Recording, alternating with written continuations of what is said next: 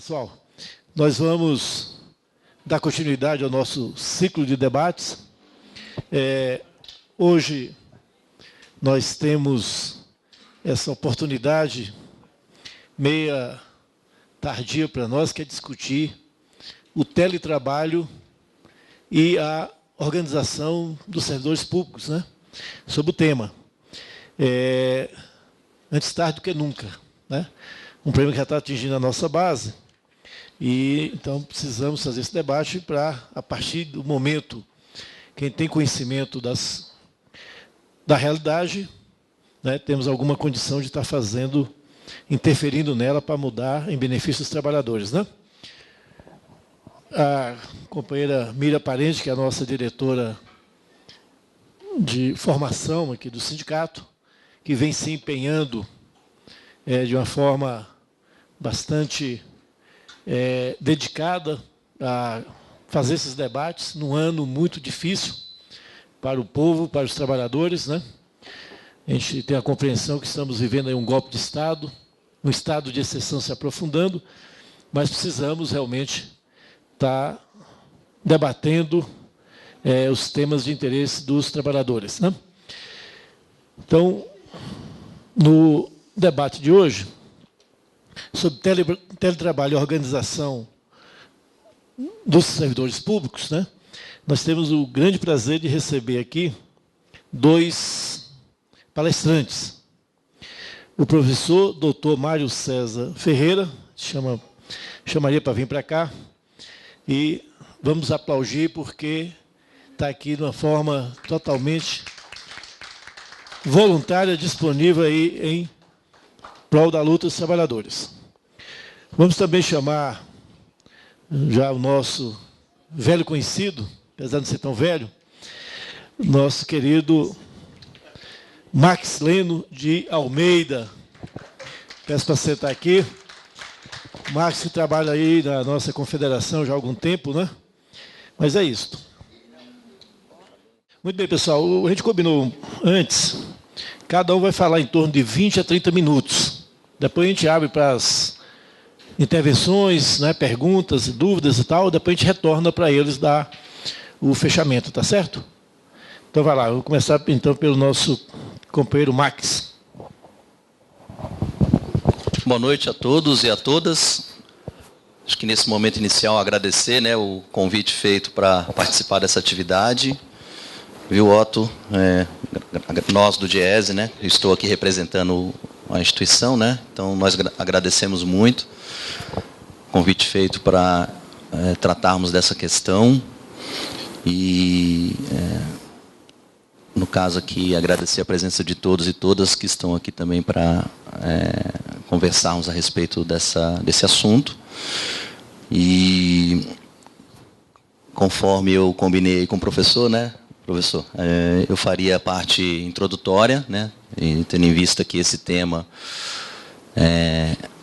ele acaba sendo tendo alguns elementos ainda que a gente não debateu de forma muito aprofundada ainda no âmbito da instituição, né? Do DIEESE, mas a partir de um corpo técnico que nós acabamos nos juntando, né? Para tratar desse tema, a gente acabou trazendo, acho que algumas informações importantes para a reflexão do tema como um todo. Eu acho que a proposta foi um pouco essa, né? Quando conversei com a Miriam, né? Companheirona aí de longas datas também, né, Miriam, nas atividades que a gente tem desenvolvido aí há muitos anos, e também o Chico, né, Chico?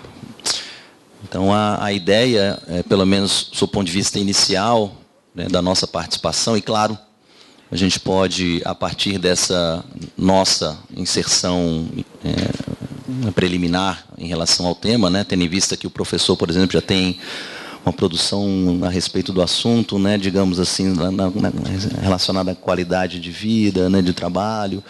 Então, acho que tem uma consolidação em relação a esse tema. Então, para nós é um tema desafiador, sem dúvida, e para nós também foi, a partir do convite feito, a gente abraçou a ideia, né, abraçou a oportunidade também de estarmos debatendo e conversando no âmbito da nossa própria equipe a respeito dessa temática.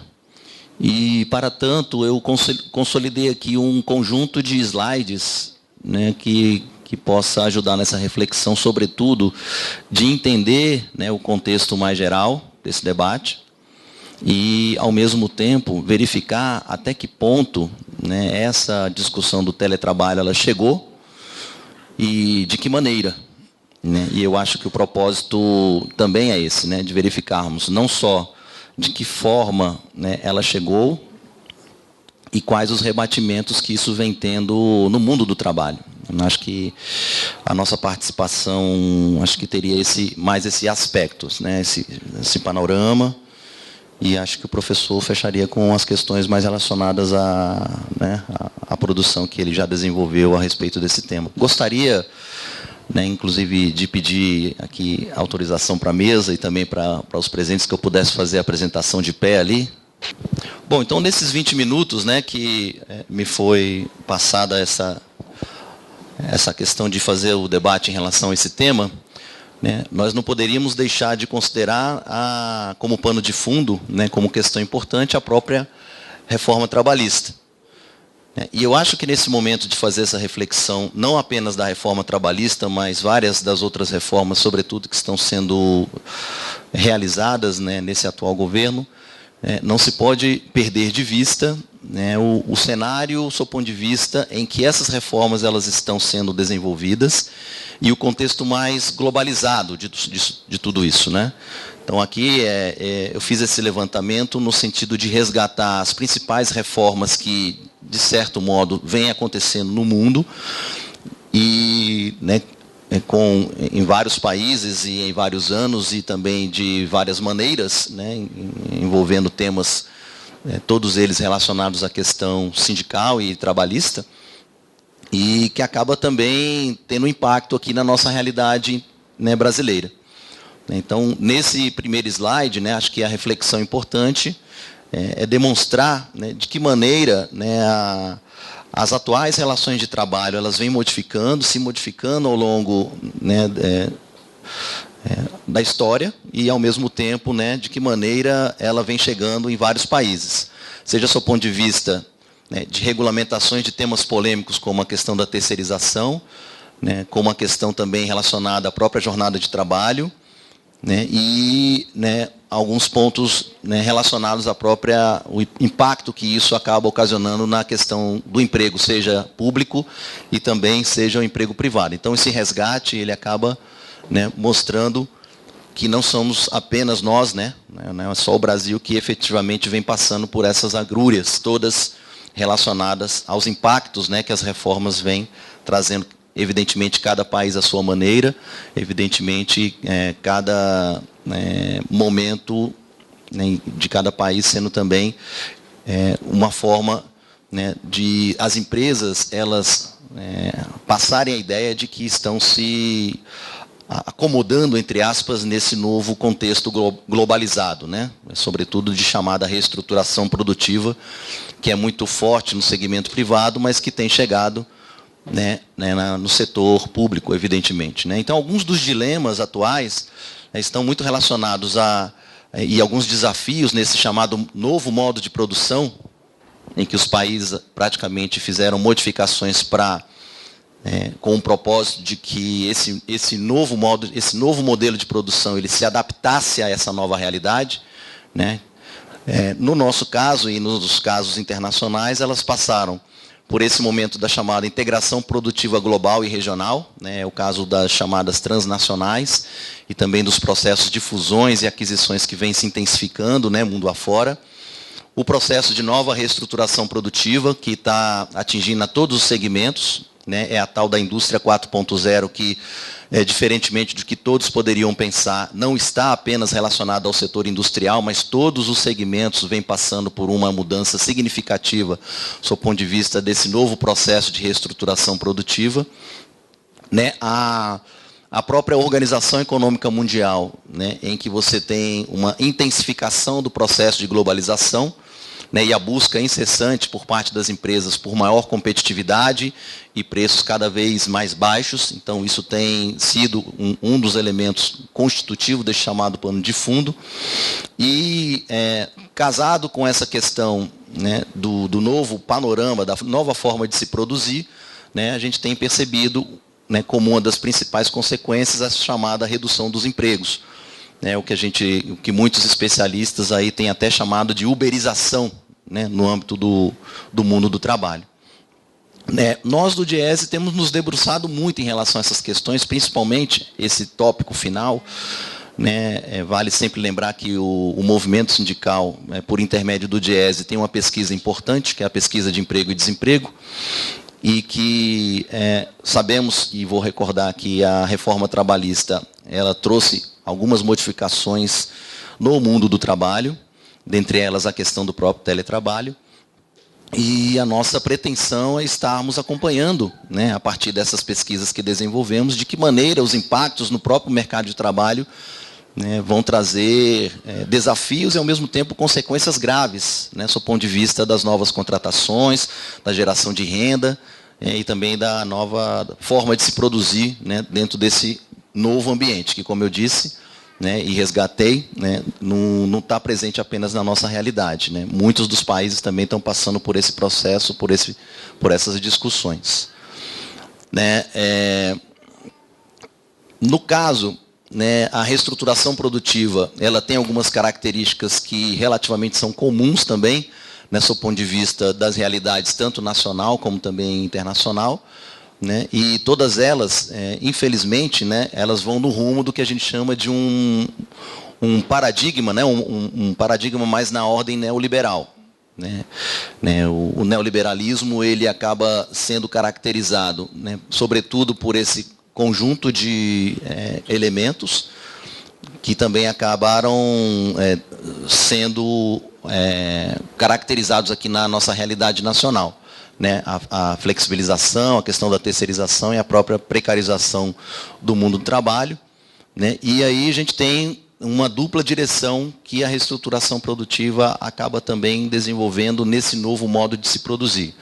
Primeiro, né, esse crescimento no que diz respeito às chamadas inovações tecnológicas, automação e a própria informatização, e que tem trazido, evidentemente, com todo esse processo de intensificação do processo de produção por intermédio das máquinas, né, a exploração desmedida do trabalho. Né, e aí a gente acaba tendo também, né, entrando no mérito mais, inclusive, sociológico e histórico, né, uma extração exacerbada da chamada mais-valia relativa e absoluta, que acaba sendo uma das consequências desse processo, né, de intensificação do processo de reestruturação produtiva. Aqui, né, um exemplo que demonstra de que maneira a tecnologia ela vem efetivamente se fazendo presente. Né. É claro que esse é um exemplo que mostra as várias gerações que o sistema bancário acabou passando, né, a ponto que hoje os bancos estão na palma das mãos, e, né, tem se intensificado muito, inclusive, essas chamadas agências digitais. Né, vale lembrar que essa realidade ela não está presente apenas no sistema financeiro, mas o setor industrial, o comércio, o serviço, vem lidando com uma série de transformações que vão muito nessa linha.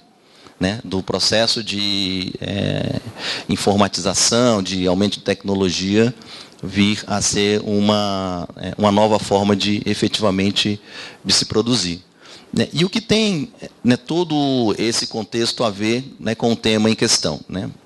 Antes de entrar propriamente no tema propriamente dito, né, na questão envolvendo o teletrabalho, é necessário resgatarmos o fato que o Brasil tem um que a gente chama de sistema de relações de trabalho, né, que o conceito ele passa justamente pela forma em que são institucionalizadas e normatizadas as próprias relações de trabalho, seja do ponto de vista das formas de contratação, né, a questão da remuneração, a demissão de força de trabalho. E esse sistema de relações do trabalho, né, que perdurou por muito tempo e caracterizado, né, sobretudo por alguns elementos que eu vou destacar daqui a pouco, ele foi rediscutido, né, no âmbito da Lei 13.467, que, de certo modo, institui o que a gente chama do novo Sistema Brasileiro de Relações do Trabalho. E que seria esse novo Sistema de Relações do Trabalho, né? Ele está justamente concretizado nessa lei, né, que é a chamada Reforma Trabalhista. Não podemos esquecer, né, que a Reforma Trabalhista ela está articulada com várias outras que, bem ou mal, tiveram uma certa cronologia, e algumas delas ainda não foram efetivamente regulamentadas. Mas começou lá pela emenda constitucional do teto, que foi aprovada em dezembro de 2016, complementada, né, pela chamada Lei da Terceirização, que foi aprovada e é lei, né, em março de 2017. Depois veio a discussão da reforma trabalhista, né, o dado ali é julho de 2017, mas em novembro de 2017 ela efetivamente passou a valer, vigorar. E a reforma da Previdência, que são os 4 elementos constitutivos principais dessas reformas que o atual governo vem, né, 3 delas já estabelecidas por intermédio de legislações específicas, inclusive, uma emenda constitucional, né, dentro da Constituição, o governo estabeleceu um novo regime fiscal para o país, né, nos próximos 20 anos, inclusive, né, que é essa emenda constitucional do teto. Pela lei da terceirização, até mesmo as atividades fins, elas poderão ser terceirizadas, né, que era uma polêmica muito grande envolvendo esse tema, né, e as atividades fins das empresas, que tem a ver com todo aquele contexto que eu mencionei no início da minha fala, né, acaba sendo flexibilizado.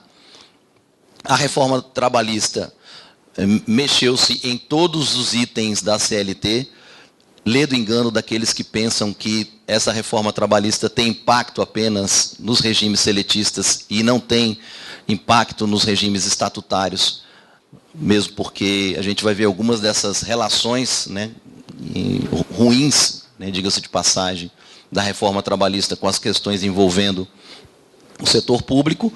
E, né, uma das reformas que ainda não foi aprovada é a reforma da Previdência, né, que é aí, né, um tema que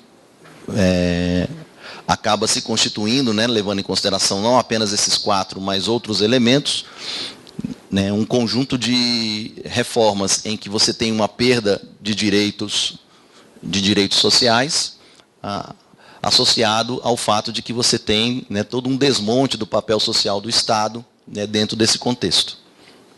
E aí, né, a gente já percebe, né, a relação entre todas essas reformas e também a própria discussão de Estado, né, e a discussão de que maneira, né, os modos de produção também têm interferido nessa temática, né, nessa forma de você avaliar o Estado participando do processo de desenvolvimento de uma nação, né, e o fortalecimento de uma lógica, de um paradigma, né, mais relacionado com a lógica liberal, a lógica de mercado.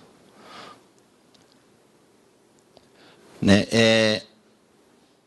o que origina o tema do teletrabalho, sem dúvida alguma, é que é uma das, infelizmente, maiores das reformas das 4 ali estabelecidas, né, tendo em vista as suas consequências no mundo do trabalho como um todo, mesmo porque, como havia dito, né, o Brasil tinha, há um tempo atrás, um modelo, né, um sistema de relações do trabalho que acabou sendo desfigurado, né, com essa reforma trabalhista. Né, tendo em vista que reduziu a proteção institucional aos trabalhadores, né, aumentou as garantias e a autonomia das empresas nas relações de trabalho e, né, dentro daquele contexto que eu havia mencionado, diminuiu, né, os custos e aumentou a flexibilização do trabalho. Então, essa reforma trabalhista, né, dentre outras questões, ela acabou trazendo como consequências esses elementos. Lembrando, né, essa reforma trabalhista, ela acabou sendo uma reforma, sobretudo, trabalhista e sindical, e que alterou todos esses 4 pilares do chamado sistema de relações de trabalho. As condições e contrato de trabalho, as negociações coletivas, a organização sindical e a própria justiça do trabalho. Esse quadro aqui ele é muito interessante, pois mostra de que maneira, né, os grandes elementos constitutivos do sistema de relações do trabalho eles foram modificados. Olha só, pessoal, né, aqueles 4 elementos que foram ditos anteriormente, o teletrabalho aparece aqui, como, né, um dos elementos que constitui o chamado cardápio de novas contratações mais precarizadas.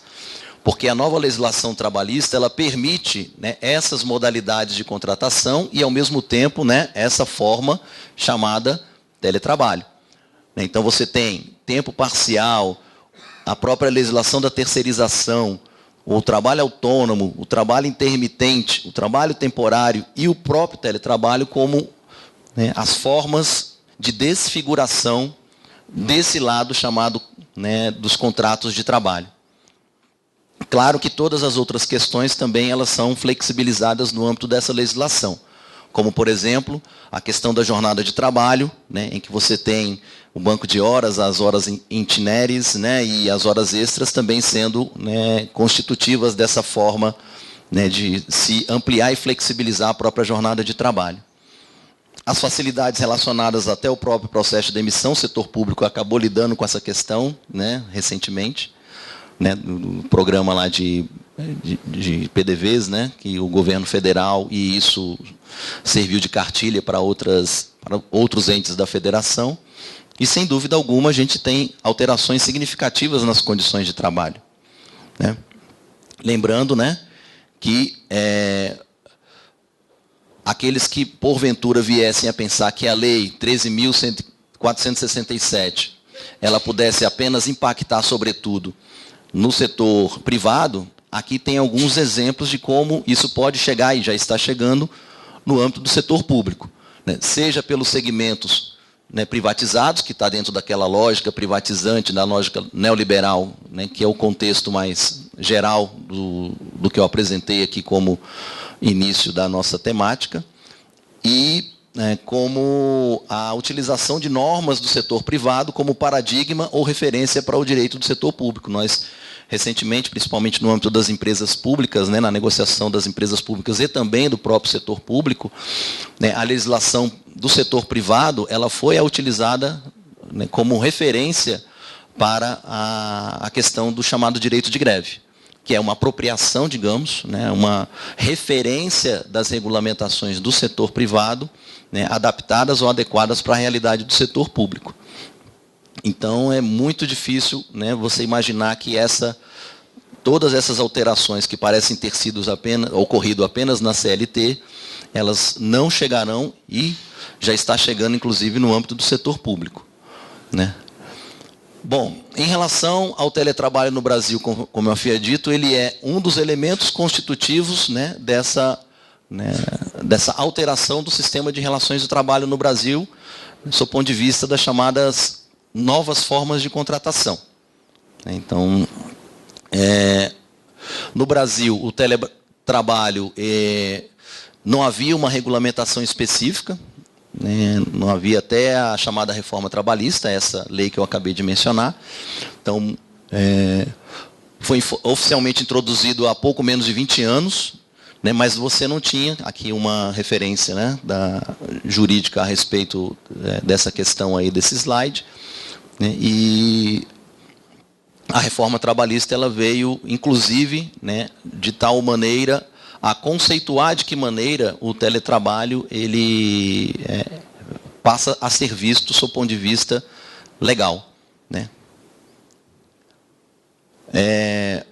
No Brasil, houve uma introdução do teletrabalho, principalmente na realidade do setor privado, por intermédio de iniciativas que começaram em seminários na área de tecnologia da informação e também da área de negócios e também de home offices, já no ano de 1997. Né? E isso foi, a partir de então, intensificado, né, por intermédio dessas maneiras aí de a tecnologia ela está chegando, inclusive, nessa modalidade do chamado né, teletrabalho e também do home office, né, de você trabalhar em casa. Bom, os dados disponíveis em relação a essa revista, né, que foi produzida, né, na área jurídica, dão conta de que já em 2008, né, o Brasil contava com aproximadamente 10 milhões e 600 mil teletrabalhadores. É um dado que impressiona, né, tendo em vista, né, a inserção desse tema, né, no âmbito de muitas empresas de maneira informal, porque, como eu havia dito, né, você não tinha uma regulamentação específica, mas você tinha uma realidade, né, principalmente do ponto de vista das empresas, de estar, né, desenvolvendo essa prática, né, de uma forma mais frequente. Aqui? Aí teria que dar uma esmiuçada, né, para verificar até que ponto eles também estariam incluídos nesse que é de 2008, né? Mas já impressiona, né? E o dado, acho que uma interpretação também em relação a esse dado já em 2008, você tinha uma quantidade bastante significativa de trabalhadores envolvidos, né, nesse home office, teletrabalho, e, né, com a consolidação da legislação, a tendência é que você aumente ainda mais o quantitativo de trabalhadores, servidores, né, que estarão relacionados a essa temática, né, no âmbito da nossa realidade nacional.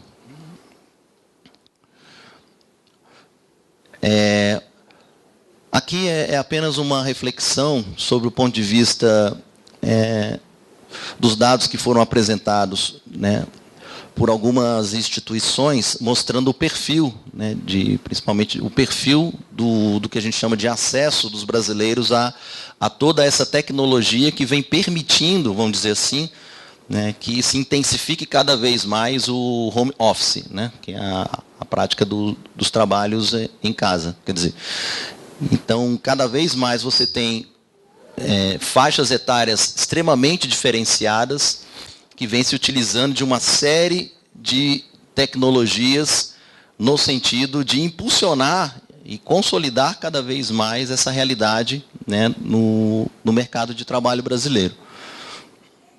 O que impressiona justamente é isso, né, o crescimento que pode advir a partir disso, né, já que a Lei 13.467, ela regulamentou de fato o chamado teletrabalho. Esses artigos todos, né, o 75A, B, C, D e E, tratam justamente da questão, né, conceitual e de que maneira ele chegou de fato na realidade do mercado de trabalho brasileiro.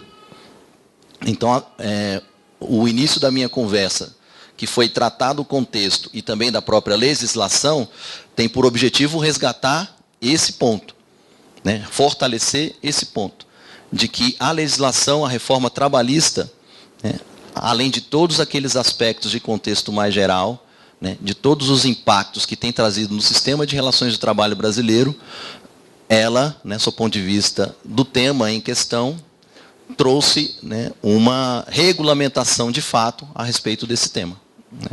Aqui, né, regulamentação que não existia, mesmo assim as empresas, principalmente do setor público também, porque verifica-se que a partir de 2005 o SERPRO já tinha práticas de teletrabalho, né, eu tenho até um slide que mostra alguns dos principais órgãos do setor público que também já impulsionaram, intensificaram a prática, né, dessa utilização do teletrabalho, mas a Lei 13.467, né, a reforma trabalhista, em seus artigos 75A até o 75E, ela praticamente traz em seu bojo o conceito, né, e de que maneira ele pode ser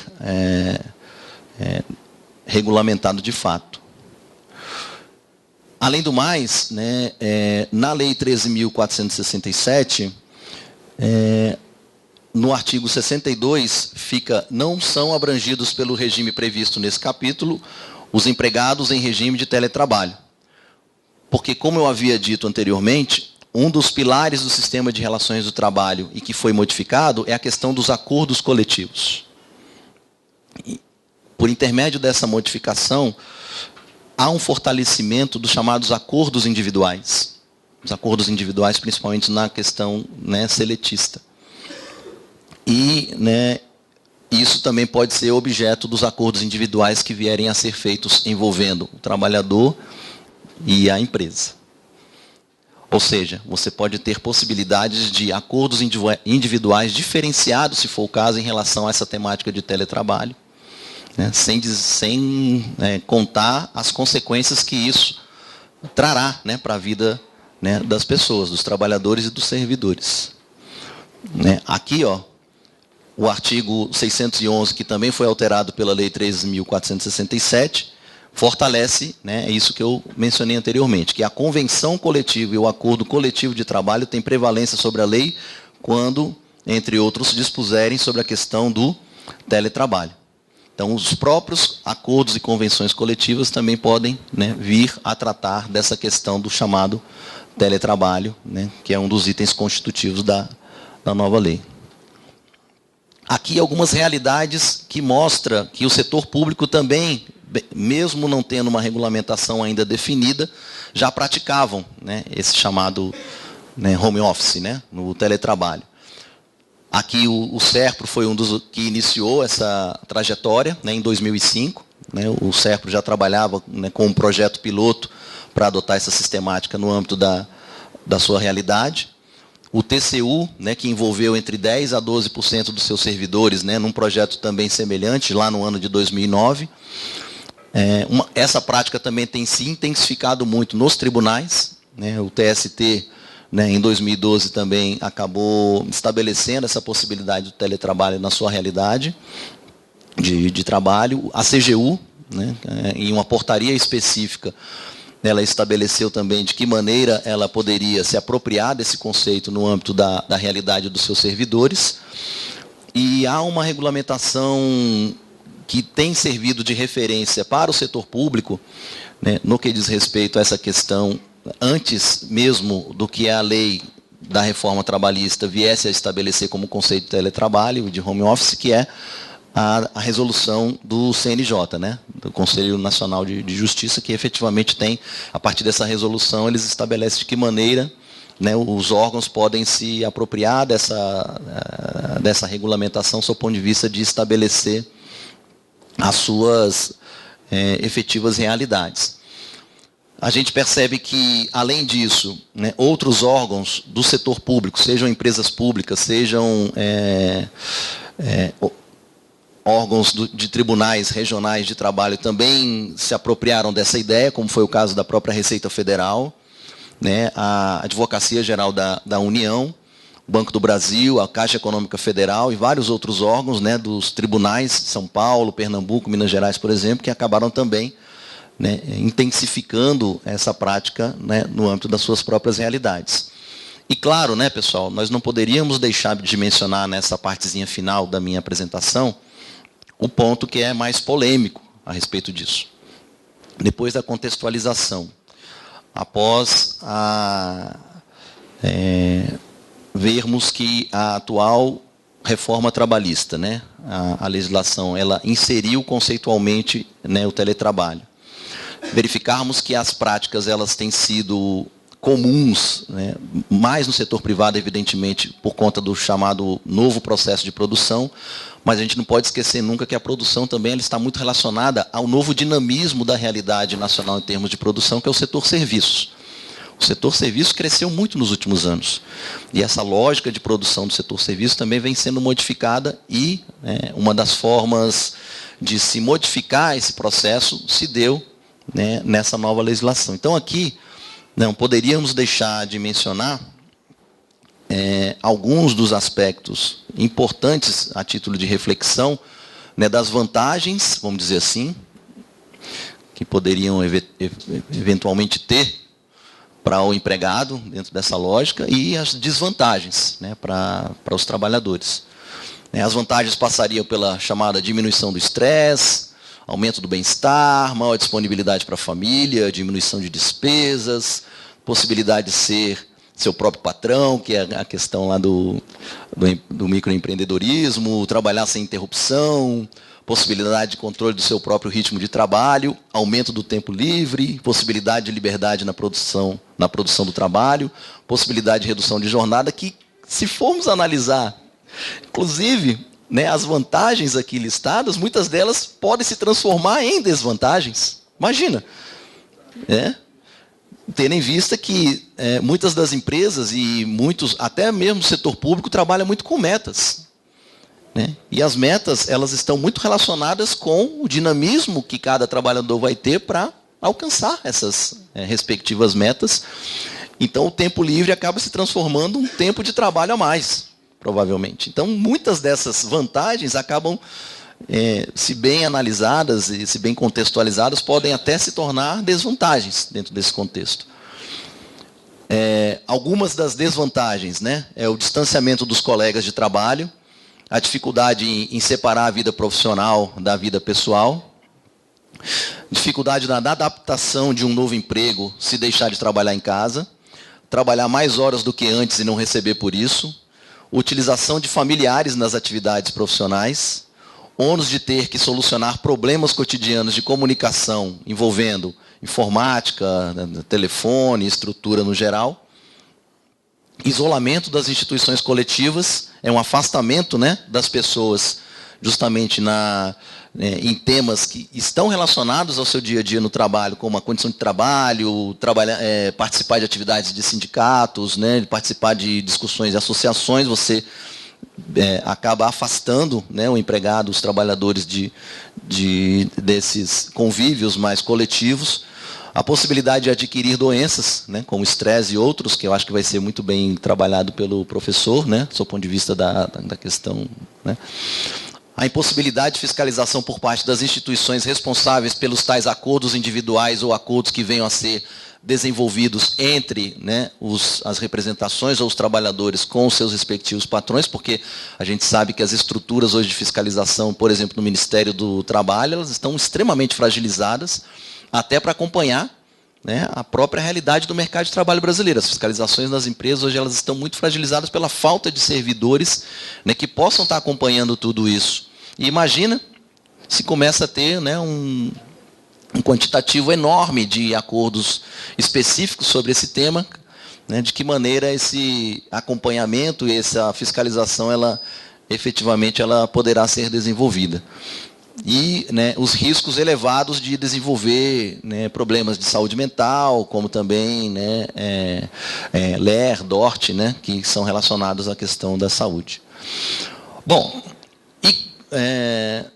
pensando lá do lado dos trabalhadores, né, a gente vê ali um quadro que envolve vantagem e desvantagem, mas quais seriam, né, só do seu ponto de vista de reflexão, né, e para levantar para o debate, quais seriam, vamos dizer assim, as vantagens que a empresa vê em uma modalidade como essa, né, de contratação? A redução de custos, sem dúvida alguma, a redução de custos está sempre, né, dentro desse contexto maior, tanto de globalização, como de preços mais competitivos, de fazer com que as empresas elas sejam cada vez mais produtivas, né, no sentido de que elas venham alcançar preços cada vez mais também internacionalizados, né? A eliminação de conflitos interpessoais nos locais de trabalho, a empresa acaba vendo isso como um dado positivo, né? Aumento da produtividade, eliminação do sindicato da relação para as empresas, né? Isso acaba sendo um ponto, né, positivo, porque as empresas hoje, primeiro pela própria questão da reforma trabalhista, a gente percebe uma fragilização muito grande do financiamento sindical e da própria fragilização das instituições que representem os trabalhadores, né? Então, uma modalidade como essa se soma ao que efetivamente vem acontecendo no âmbito da nova reforma trabalhista, como um elemento a mais de afastar o sindicato, né, afastar a relação dos trabalhadores com suas entidades sindicais. E algumas, vamos dizer assim, das desvantagens para as empresas, né, é a chamada dificuldade para fiscalizar o tempo de trabalho, né, mas há realidades daqueles, no âmbito do próprio setor público, que já lidam com essa questão do home office e do teletrabalho, de que essa desvantagem da empresa hoje já está contornada, porque você tem um controle remoto dos trabalhos que são desenvolvidos inclusive em casa. Né? Você tem todo um controle do que está sendo feito pelas pessoas, as empresas e os órgãos têm controlado efetivamente, né, que é o que a gente chama ali de controle remoto do que está sendo feito ou não, pelas pessoas que optam por essa modalidade. E, né, a questão dos riscos de ações trabalhistas. Né? Com a reforma trabalhista, essa desvantagem é praticamente anulada, né, dada a fragilização justamente dos entes que poderiam estar questionando, do seu ponto de vista jurídico, né, todas essas relações se vierem a ser comprometedoras para o nosso lado dos trabalhadores. Primeiro, porque a fragilização das entidades sindicais acabam inibindo, né, essa prática que é as contestações do seu ponto de vista jurídico. E a outra é a própria fragilização da justiça do trabalho, que acaba, né, sendo um dos pilares do sistema de relações do trabalho que foi fragilizada dentro desse processo e que acaba também sendo um elemento que fragiliza as ações dos trabalhadores em relação a essas questões. Fecho a minha apresentação mencionando que tem alguns projetos que tratam desse assunto no Congresso. Acho que é muito importante o acompanhamento disso. Acho que um dos mais importantes é esse projeto de autoria desse parlamentar, que ele quer incluir, né, acrescentar o artigo 3º na própria Lei 8.112, né, que é uma forma de você trazer, recepcionar todas essas questões que estão no âmbito da reforma trabalhista para o âmbito do setor público. E essa, né, que é um outro projeto de lei que os trâmites em relação àquele outro que eu passei anteriormente já estão praticamente, passou por várias comissões, inclusive pela própria Comissão da Administração Pública, já passou pela da Comissão de Constituição e Justiça, e está praticamente pronto para ser deliberado no plenário. Né? E já fechando a minha apresentação, né, eu acho que seria importante, né, mencionar esses projetos que acabam tratando desses assuntos no âmbito, né, da realidade do setor público. Fecho aqui com esse quadro que mostra, né, os trabalhos que a gente vem desenvolvendo pelo DIEESE, né, em relação aos mais variados temas. Sugiro, inclusive, né, que esse tema da reforma trabalhista, nós desenvolvemos um estudo, uma nota técnica, né, que trata, né, dos rebatimentos para os trabalhadores de todas essas modificações aí, né, que num primeiro momento eram previstas e agora são efetivas. E agradecer mais uma vez, né, esse espaço para a gente estar fazendo essa reflexão sobre esse tema, que, como eu disse, né, o DIEESE vai estar também tentando se envolver de forma mais aprofundada, né, no sentido de ajudar nesse debate do setor público. Obrigado. Bom, quando a Miriam me convidou para falar sobre teletrabalho, né, eu até nem criei um título específico, fiquei dentro do geral mesmo, né?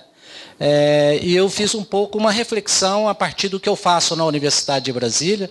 Eu sou servidor público federal, tenho 20 anos de Universidade de Brasília, faço pesquisa aplicada, não é a pesquisa acadêmica clássica, então eu conheço muito do serviço público brasileiro, serviço público federal, especialmente Poder Executivo e Poder Judiciário, estudando qualidade de vida no trabalho. E ao falar de qualidade de vida no trabalho, a gente tem então uma interface cada vez maior com o tema do teletrabalho, porque isso começa a entrar na agenda do debate e discussão dos servidores públicos de um modo geral. Então, eu compilei algumas ideias, alguns aspectos fundamentais. Ouvindo o Max, vi que a gente tem uma nítida interface, né? Tem aspectos que eu vou falar que são semelhantes, mas talvez sobre um outro ângulo, e nesse sentido a gente se complementa, né, para um entendimento melhor do tema. Mas talvez com uma característica principal que eu penso que é importante chamar a atenção de vocês, que se trata de um tema novo. Ele é historicamente novo, ele é relativamente novo, e do ponto de vista científico, do ponto de vista do conhecimento acumulado, ele ainda está muito recente. Tem pouca pesquisa, pouco estudo, né, para entendê-lo cientificamente. Não obstante o fenômeno já tenha assim, algumas décadas, se a gente pensar no exterior. Né? No Brasil, a partir da década de 90, como o próprio Max chamou a atenção, que começa a haver um crescimento significativo. Bom, então o que eu fiz aqui? Eu preparei aqui como estruturação da minha argumentação, basicamente 3 perguntas. Né? Eu vou tentar responder essas perguntas para que a gente possa ter um entendimento maior sobre o teletrabalho. E o primeiro passo é exatamente quais são os traços do contexto sócio-histórico no qual emergem as práticas do teletrabalho. E aí eu acho que tem uma nítida interface em especial com a fala do Marx, especialmente em alguns pontos. Então, essa é a primeira pergunta que eu creio que é muito importante. Se a gente não entender o cenário, o contexto sócio-histórico no qual isso se inscreve, fica difícil a gente ter clareza de como enfrentar e trabalhar isso do ponto de vista sindical. Um outro conjunto de questões diz respeito ao teletrabalho propriamente dito, né? Em termos de conceito, quais são as suas características, quais são os seus potenciais impactos para a segurança e a saúde dos trabalhadores. Marx, em certa medida, também na parte final da sua fala, abordou isso. E talvez o mais importante é a gente pensar os desafios para as organizações sindicais, para a prática sindical, né? Que eu acho que é o tema principal dessa nossa conversa. O que isso tem a ver com o movimento sindical, com a organização dos trabalhadores nos locais de trabalho? Vamos lá, então, começando aqui pela primeira questão. Bom, do ponto de vista histórico, a gente não pode perder de vista que o teletrabalho, em certa medida, se inscreve num processo mais geral, que é denominado na literatura científica, especialmente na sociologia, na economia, como um processo de reestruturação produtiva, é a crise do capitalismo, e a década de 1965 a 75 é relativamente consensual do ponto de inflexão no qual se insere esse processo de reestruturação produtiva, né? Então, na origem da reestruturação produtiva, a gente tem, basicamente, essa década de 65 a 70, né? Isso está na literatura, e os fatos, as razões que estão na origem desse capitalismo se ressignificar, se reestruturar, são basicamente esses fatores: estagnação das taxas de mais-valia, aumento brutal do preço do petróleo, aumento das taxas de juros, o esgotamento do enfoque mais rígido e inflexível da chamada administração científica do trabalho e o fortalecimento das reivindicações sociais na década de 60 até 70. Né? Então, é dentro desse cenário que se inaugura, então, um processo de reestruturação produtiva. Agora, nós precisamos ter uma visão crítica desse processo. Se pudéssemos usar uma metáfora, uma linguagem figurada, e se pudéssemos olhar o DNA dessa reestruturação produtiva, né, ela tem uma característica central que é de um viés conservador. É uma modernização que, na verdade, não mexe nas grandes questões. Então, o primeiro traço dessa reestruturação é a mudança no aparato jurídico das relações de trabalho e do processo de trabalho, e isso vai se dar fundamentalmente em dois níveis. Num nível bem mais amplo, bem macro, no âmbito dos estados nacionais e das relações econômicas internacionais. Isso, na prática, significa mais liberdade nas relações de compra e venda de mercadorias, geração de tecnologias e intensificação do processo de comunicação. E o segundo nível é no interior das próprias organizações. Novas normas, papéis, atribuições dos membros, buscando se acelerar o processo de reestruturação produtiva, o controvertido banco de horas na gestão da jornada de trabalho, né? Acho que agora a reforma até já reviu isso um pouco, já tem mudanças aí, né? É um dos exemplos dessa dimensão mais micro. Um segundo traço dessa reestruturação produtiva, no qual se insere o teletrabalho, diz respeito ao investimento intensivo em novas tecnologias, né? A automação e informatização do processo de produção de mercadorias e serviços. Essas chamadas novas tecnologias da informação e da comunicação têm produzido mudanças estruturais nas organizações públicas e privadas. O teletrabalho é um indicador muito claro disso. E elas são também um pilar do crescimento contínuo da economia sem geração de empregos assalariados. Aqui tem um fenômeno bastante interessante. Até a década de 60, crescimento econômico vinha, em certa medida, acompanhado de crescimento de empregos. E a partir de final de 80 e 90, isso não necessariamente acontece, quer dizer, você tem um processo de crescimento econômico, de extração de mais-valia, e isso não vem acompanhado de geração de emprego, o que colocou a própria Europa a repensar o estado de bem-estar social e criar algumas políticas para o desemprego de natureza estrutural, né? E, finalmente, o terceiro traço, para fechar esse balanço e essa contextualização da reestruturação produtiva, é a mudança na gestão organizacional e do trabalho. Então, essas novas tecnologias, elas são facilitadoras de uma gestão flexível da produção, ou seja, a fabricação com base na demanda e gerenciamento mais eficaz do tempo e das performances dos trabalhadores, e os estilos gerenciais de filiação que reiteram o papel de coadjuvante dos trabalhadores no processo produtivo.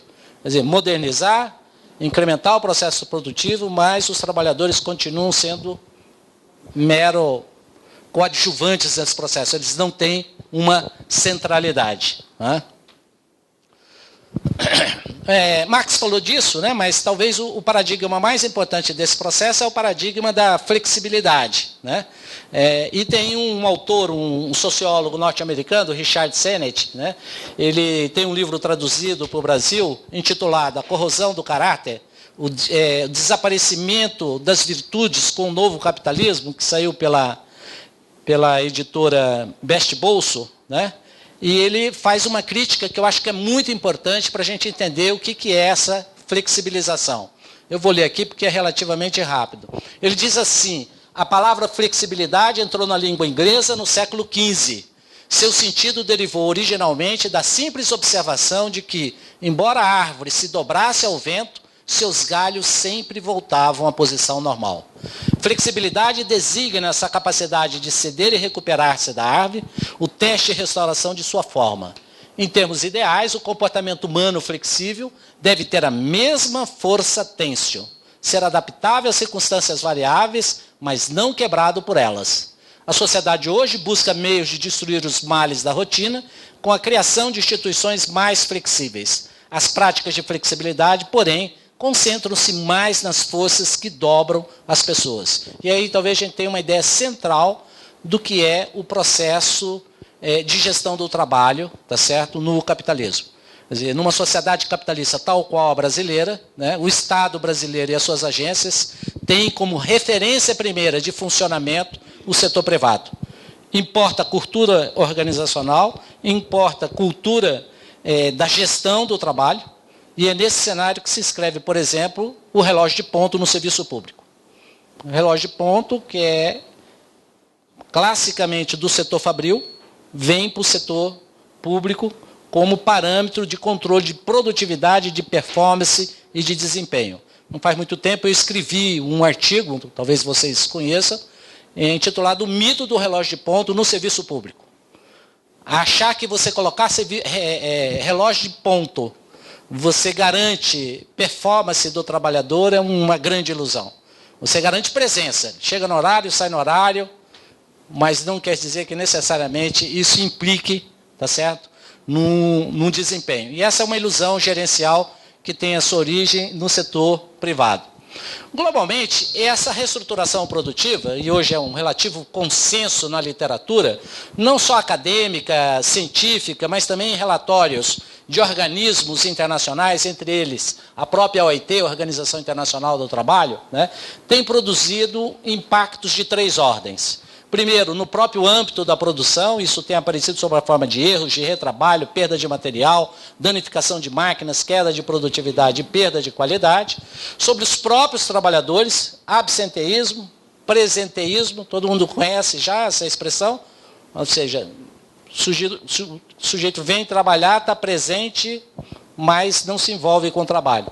Corpo presente, espírito ausente, né? E de modo simples seria isso. Rotatividade, concursismo, aqui a gente tem um indicador muito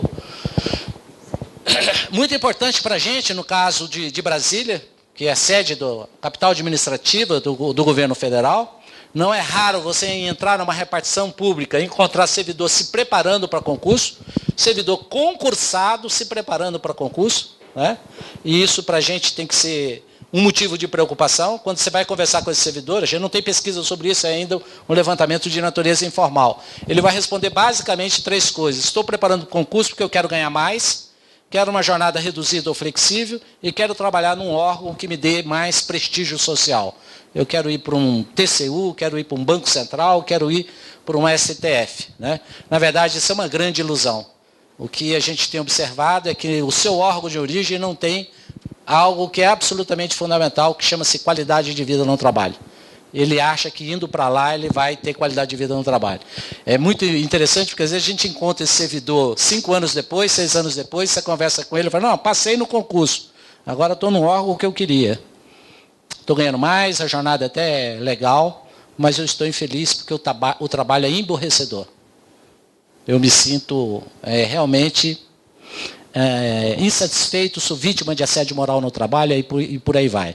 Quando a gente tem problema na produção, reverberando, impactando entre os trabalhadores, vai aparecer uma terceira categoria de problemas, efeitos dessa reestruturação produtiva, que são sobre os usuários do serviço público e clientes do setor privado. Queixa, reclamação, insatisfação, a tão desejada e sonhada fidelização do setor privado está em risco, e no nosso caso, do setor público, é a cidadania que está em risco. Né? Então, é dentro desse cenário da reestruturação, dos seus efeitos e consequências, que se inscreve, portanto, a qualidade de vida no trabalho. Fecharia esse primeiro bloco de argumento, chamando a atenção que talvez a face mais trágica, né, diz respeito exatamente aos casos de suicídio, que tem crescido muito. No Brasil, esse é um tema tabu.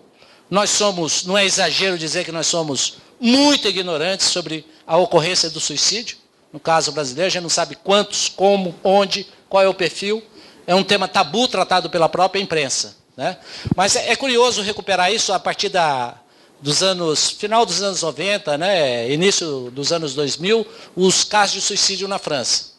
França, simbólica, Revolução Francesa, né, lugar dos direitos humanos, e eles começaram a fazer um levantamento. Teve o caso da Telecom, que só na Telecom, mais de 40 casos de suicídios, e as primeiras pesquisas mostrando que o perfil dos suicidas franceses eram trabalhadores que tinham vida normal fora do trabalho, altamente qualificados, os mais comprometidos, os mais admirados, para usar uma expressão gerencial conhecida entre nós, o trabalhador que veste a camisa da empresa. Exatamente esses que estavam tirando a vida, né? E os fatores associados, a partir de evidências e de levantamentos, pressão temporal, isolamento, reconhecimento e falta de suporte. Suicídio sempre foi um tema tabu, uma querela entre os especialistas. Ninguém tira a vida por uma única razão. Há uma combinação de fatores. Mas há também um consenso de que há um fator desencadeador do ato de suicídio. Uma espécie de gota d'água que faltava para o indivíduo tirar a vida. E no caso francês, ficou evidente o nexo do ato de suicídio com o trabalho. Basicamente porque esses suicidas faziam de 2 modos. Tiravam a vida no próprio local de trabalho, pulando do prédio ou se enforcando, e deixando cartas e bilhetes cujo conteúdo diziam claramente: não suporto mais trabalhar desse modo, não suporto mais a pressão, estou me sentindo isolado, e temas dessa natureza. Então, pela primeira vez, ficou claro que o trabalho, o contexto de trabalho, agiu como fator desencadeador e fez o governo francês formular uma política pública específica de apoio para essas situações. Bom, então é dentro desse cenário que se inscreve a questão do teletrabalho, né? E que permite, então, a gente agora descer num outro nível para compreender de modo mais pontual o que é o fenômeno. Né? E vocês vão ver que o grau de maturidade, de reflexão que a gente tem sobre isso é ainda muito incipiente. É ainda muito num cenário de ponto de partida. Evidentemente, eu estou me referindo aqui a estudos de natureza mais científica. Né? Bom, tem duas falas aqui de uma autora que eu acho que é importante, da Isabel Costa, né?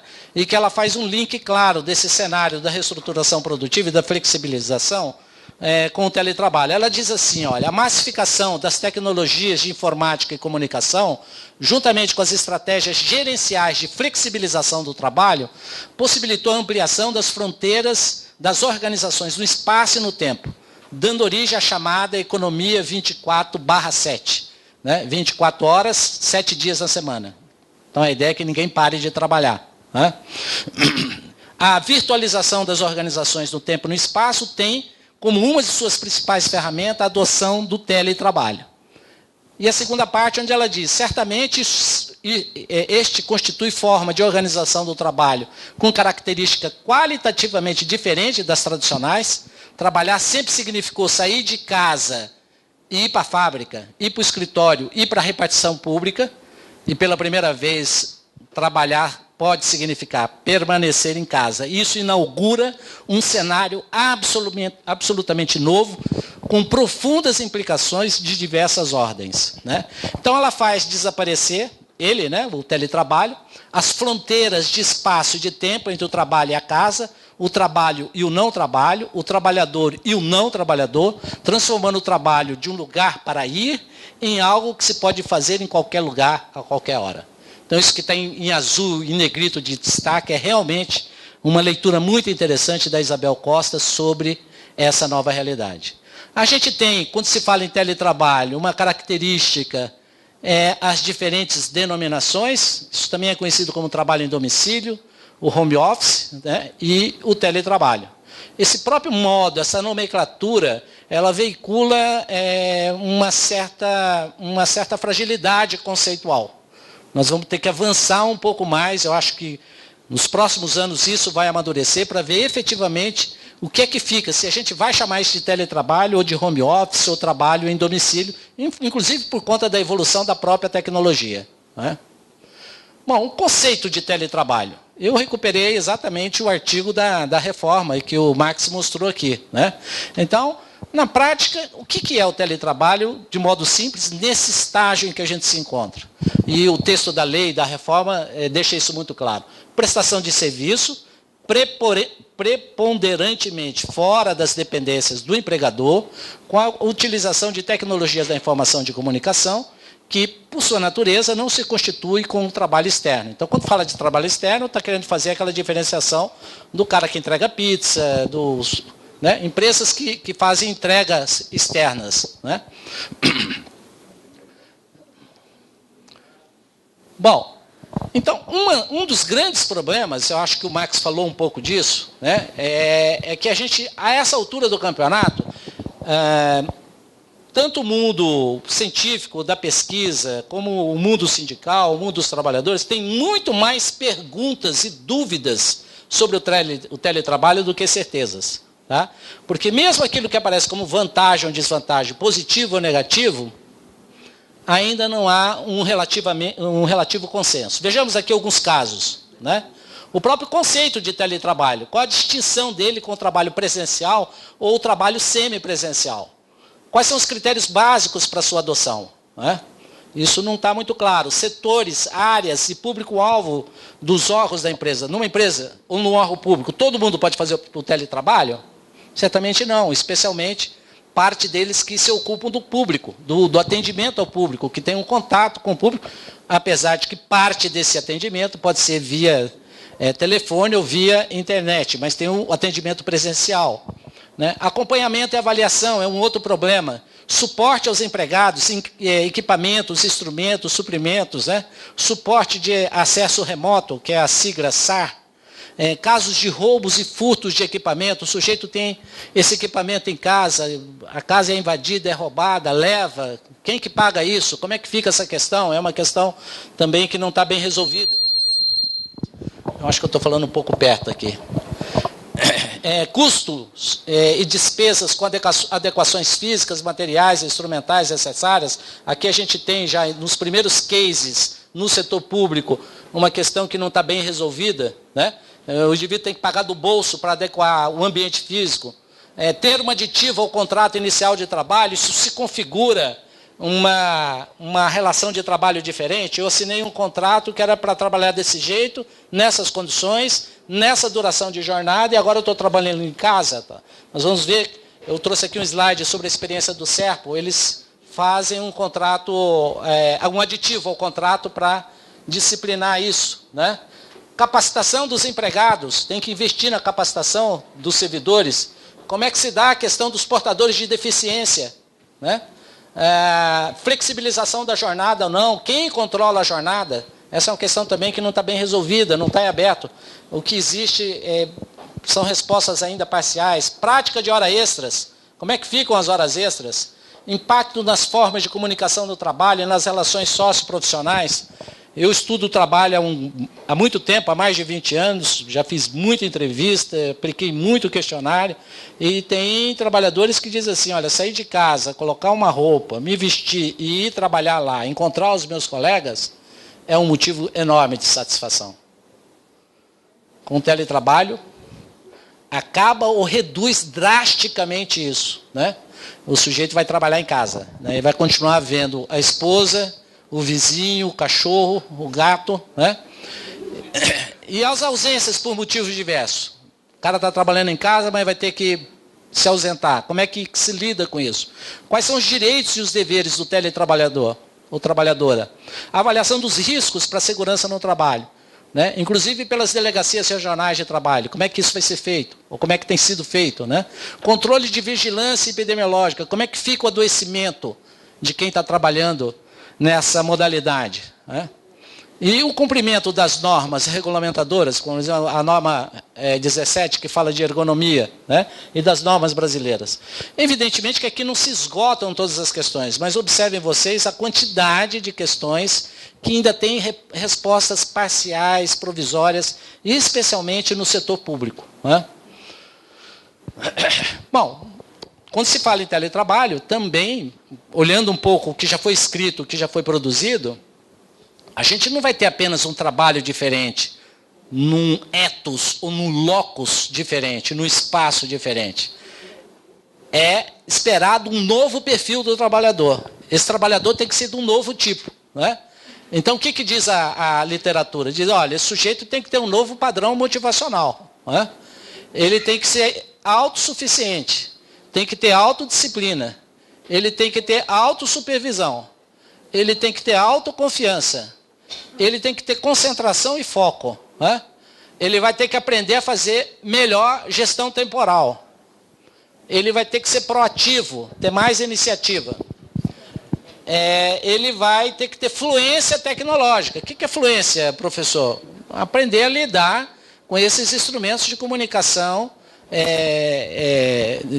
enfim, de comunicação, quer dizer, internet, enfim, em todas as suas modalidades, né?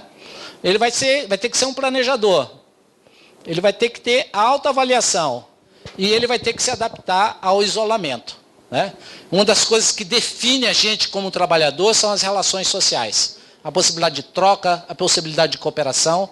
Num trabalho isolado, a gente tende a ter uma vivência ou um sentimento maior de isolamento, com profundas implicações, comentava isso com a Miriam, para a prática sindical, né? O sindicato passa com um caminhão na frente do órgão, praticamente fala com todo mundo que está lá.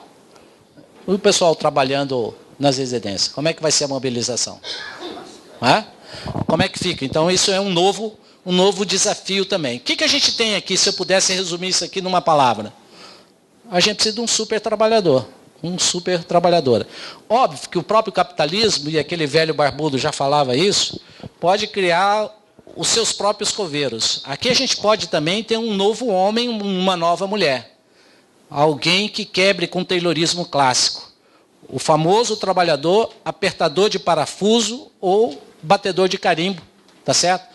Pode criar aqui um sujeito que realmente adquira uma maior autonomia e capacidade de trabalho. Isso também pode ser um perigo para o próprio capitalismo, não é? Muito bem. Trouxe aqui para vocês alguns elementos, para começar a encerrar essa minha apresentação, do caso do SERPRO, né? Tem alguém do SERPRO aqui? Tem alguém aqui que trabalha com teletrabalho, está nessa modalidade? Não, ninguém. Deseja? Já está regulamentado. Tá, já existe. Já está começando. Já começou, diz que 20% está aderindo.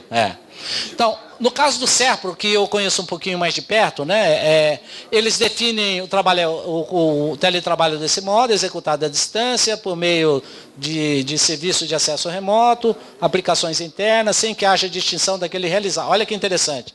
É um trabalho sem que haja distinção daquele realizado nas instalações da empresa. Ou seja, em tese, lendo literalmente, assim, aquilo que eu faço no SERPRO, eu tenho que fazer igualzinho lá na minha casa. Será que vai ser igualzinho? Não em termos da natureza do trabalho, montar um processo ou coisa do gênero, né? Vai ter novos ingredientes em função desse novo cenário, desse novo contexto. Então, observado os pressupostos da relação de emprego, é necessária a participação e aprovação no processo seletivo interno, né? Então, o que eles têm? Só pode aderir ao teletrabalho sujeito que trabalha naquela regional. Eles baixam o edital, né, para que haja a seleção dos interessados e pressupõe acompanhamento também para eventual desligamento. O sujeito assina um termo aditivo no contrato. Aí, no caso do SERPRO, ele tem que ficar pelo menos 1 ano no teletrabalho, sendo que no Poder Judiciário pode se desligar a qualquer momento, a partir da resolução do CNJ. Olha que interessante, o domicílio é vistoriado e tem que ser aprovado pelo SERPRO, em termos de limpeza, iluminação, ruído, ventilação, conservação, segurança das instalações, infraestrutura elétrica, prevenção de interferências de terceiro, quer dizer, a sala é lá, não pode entrar porque pode ter acesso a dados sigilosos, né? Então, e é feita uma vistoria periódica. Aí aquilo que você argumentou, Marcos, tem ganhos claros para as organizações e para as empresas, porque, por exemplo, quem paga a conta de luz? Quem paga a conta de água? Quem é que paga o cafezinho? Né, para falar de 3 coisas bem conhecidas, né? O que o SERPRO fornece para quem faz teletrabalho? Notebook ou desktop, né, ou computador de mesa, teclado, mouse, suporte para notebook, suporte para apoio de teclados e mouse, suporte para os pés, headset, né, que é para ouvir o fone, telefonia, IP, software, suprimento de escritório. Tem que zelar e comunicar com os casos de furto, reembolso mensal da banda larga. O servidor vai pagar a despesa da banda larga e no mês seguinte ele é reembolsado. Se esquecer de cobrar, o SERPRO não paga, né? Fica despesa de adequações físicas, se tiver que fazer alguma adequação na casa, no apartamento, que não tiver prevista é por conta do empregado, né? Acidentes e doenças, comunicação obrigatória, é considerado uma falta funcional, né? Repouso e alimentação, respeitar os termos da legislação vigente, é outra questão em aberto. Que hora que o cara para almoçar, que hora que ele fica completamente livre, né? E ele tem que atender a convocação da empresa. Então, chamada para reunião presencial, viagem, visita, curso, seminário, ele tem que estar lá, né? Bom, para terminar então, já essa minha fala, e aqui agora só um slide mesmo, né? Quais são os desafios em face desse cenário? Reitero o que disse há pouco, é ainda muito incipiente, muito aberto, a gente tem mais interrogações do que propriamente certezas, né? Eu elenquei aqui algumas coisas que me parecem importantes.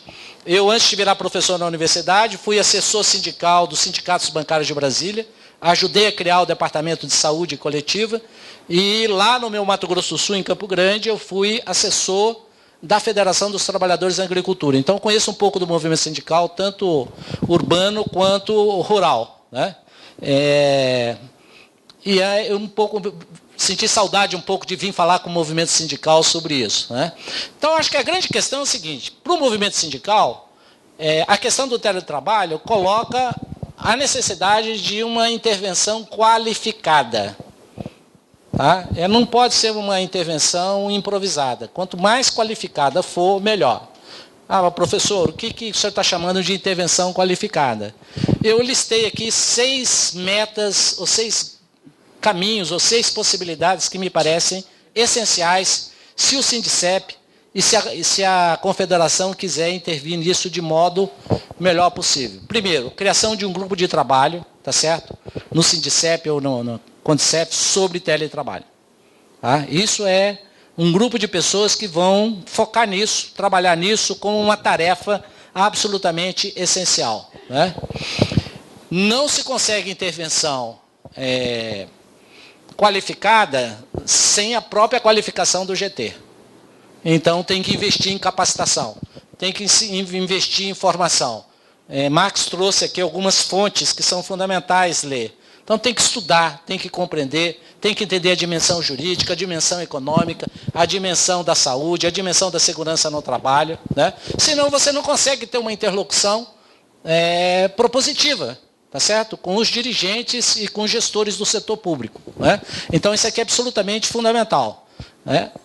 Vou dar um exemplo muito prático aqui, porque é isso que eu falo para os meus alunos da universidade, tanto de graduação quanto da pós-graduação.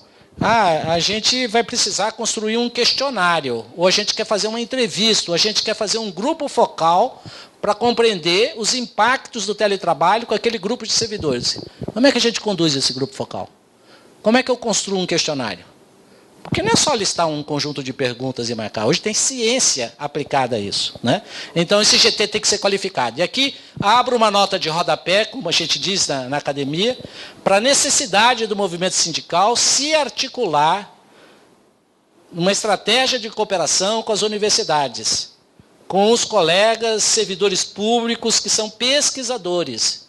Na UNB, a gente tem muita coisa de ponta, na área de humanas, em todas as áreas. É preciso acabar com esse ato, reduzir. Nós precisamos nos aproximar. A gente está na mesma trincheira, nós estamos do mesmo lado e a gente precisa trabalhar junto mais. A terceira meta é que, criado o grupo, qualificado o grupo, é fundamental fazer um planejamento do trabalho desse GT, né? E aqui é essencial o investimento em pesquisa. Não se faz, na minha leitura, prática sindical sustentável, para usar uma noção que está na moda, aquela que resiste no tempo e no espaço, né, sem um conhecimento rigoroso da realidade. Responder perguntas básicas. Quantos órgãos públicos no Distrito Federal já têm teletrabalho? Quais são as normatizações existentes? O que se sabe daqueles que estão praticando? A gente tem um caminhãozinho de perguntas para traçar o perfil, tá certo? Do que está acontecendo no teletrabalho. Sem isso, a gente vai ficar dando tiro no escuro, vai ficar apagando incêndio, né? Vai ficar na improvisação. Então, um conhecimento rigoroso da realidade, da norte, fornece subsídio para as ações sindicais de natureza sustentável. E, com base nisso, se formular uma política e um programa de qualidade de vida no trabalho de viés sustentável. Não estou falando de QVT aqui, do tipo ofurô corporativo, como a gente vê em muitos órgãos públicos. Qualidade de vida no trabalho é oferecer tai chi chuan, yoga, ginástica laboral para servidor público. Não é isso. Isso não é qualidade de vida no trabalho séria, né? Isso, na verdade, é um paliativo, é uma enganação. Você não mexe nas causas e nas raízes dos problemas, você atua sobre os efeitos e sobre as consequências, né? E uma reavaliação periódica do planejado. Eis aqui, portanto, uma sugestão, né, a título para provocar o debate, né, nessa conversa com vocês, do que eu acho que deveria ser pensado para que o Sindicep e a própria Confederação atuasse de modo mais qualificado dentro do tema do teletrabalho. Eu vou deixar essa apresentação para vocês. Eu só queria comentar, enriquecendo aquilo que Marx trouxe em termos de referência, alguns artigos que são fundamentais. Há uma bibliografia selecionada pelo próprio Tribunal Superior do Trabalho, né? Tem experiência, tem um vídeo com a experiência do TST, e tem vários vídeos no YouTube hoje sobre teletrabalho, inclusive experiência internacional. O que é, como funciona, enfim, quais são as características, tal. Isso é preciso conhecer, tem que estudar isso. É mais do que ler, tem que estudar e compreender para que a gente possa efetivamente enfrentar isso de um outro modo. Eu vou deixar então a apresentação para o Sindicep, para que vocês possam utilizar. Era isso, muito obrigado pela atenção de vocês.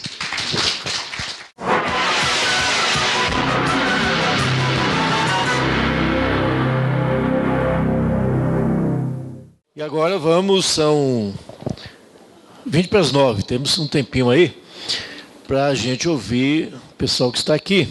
E, ao final, a gente retomar a palavra aqui para os dois, tá certo? Eu acho que essa questão final que o professor colocou, da qualificação das entidades, dos dirigentes sindicais, né, dos militantes, acho que é muito importante, porque se a gente fizer uma leitura assim, muito rápida e chegar para o servidor dizendo assim, olha, cuidado com o teletrabalho, porque ele é perigoso, tem vários problemas e tal, o pessoal vai falar, pô, mas eu estou doido para aderir ao teletrabalho. Então, você afugenta de início logo o próprio público que você quer dialogar, entendeu?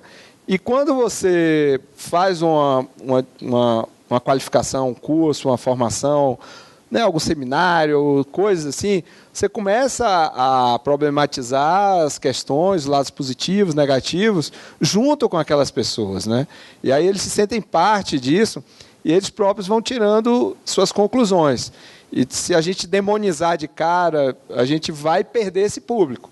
E o pessoal vai aderir, já está aderindo, inclusive, com força, porque tem uma galera jovem que está tendo filho agora, né, formando família, crianças pequenas, tem muito traquejo com tecnologia, enfim, e acha um saco ter que se deslocar e ir até o trabalho e tal, e muitas dessas pessoas estão aderindo, né?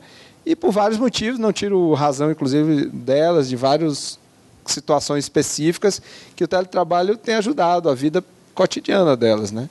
Então, eu acho que a gente precisava fazer esse debate nos locais que já têm ou que estão implementando agora, o sindicato fazer um circuito, aí, ver a agenda dos companheiros, de outros também que possam ir, para a gente centralizar, porque nem todo mundo consegue vir aqui. Como sempre, e sempre será assim, enquanto existir o capitalismo, tudo que vem do capitalismo vem contra o trabalhador. Porque o que a gente viu aí, a questão do teletrabalho, que eu acho que está mais para teletrabalho virtual, né? Acho que se adequa mais trabalho virtual do que teletrabalho. Por tudo que eu vi ali, o objetivo é redução de gasto para maximização de lucro. Se por acaso a gente tem os TCU da vida, que vão trabalhar menos e que, de repente, vão ganhar até mais, para nós outros, maioria dos trabalhadores brasileiros, quem optar pelo teletrabalho pode ter certeza absoluta que vai ter o salário reduzido. Porque o teletrabalho não veio para aumentar o salário de ninguém. A outra questão que eu quero dizer, se um ou